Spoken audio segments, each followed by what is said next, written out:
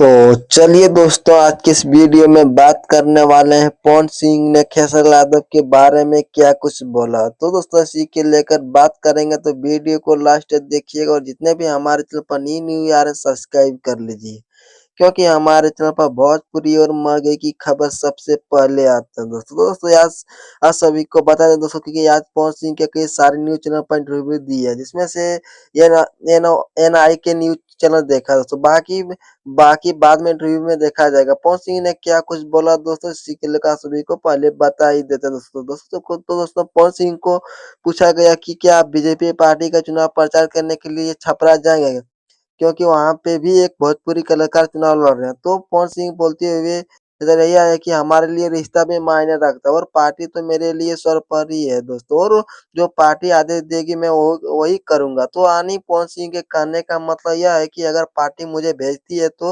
वहाँ पे तब मैं जाऊंगा, नहीं तो ऐसा नहीं जाऊंगा। तो क्योंकि मेरे भी लिए रिश्ता भी मायने रखता है। और किस यादव को नचनिया बोला गया था, उस पे भी पवन सिंह से सवाल किया गया। तो पवन सिंह बोलते हुए यही नजर आए हैं कि कौन नहीं नाचता। शंकर जी भी नाचते थे, और इस चीज को दिल पे नहीं लेना चाहिए, बोलने वाले को बोलने दो। तो दोस्तों, ये सही बात है। निरुआ को भी बहुत लोगों ने नचनिया बोला था, पवन सिंह को भी बोला था, रवि किशन को भी बहुत लोगों ने बोला था। तो ये विपक्षी पार्टी वाले ने आज भी तेज प्रताप यादव को नचनिया नचनिया बोलते हुए रहते हैं दोस्तों। और बाकी सम्राट चौधरी को बीजेपी पार्टी ने भी समझा दिया दोस्तों, और अब और भी नचनिया नहीं बोलेंगे दोस्तों। तो दोस्तों, ये था, आपको वीडियो कैसा लगा जरूर बताइए। मिलते हैं नेक्स्ट वीडियो में। धन्यवाद।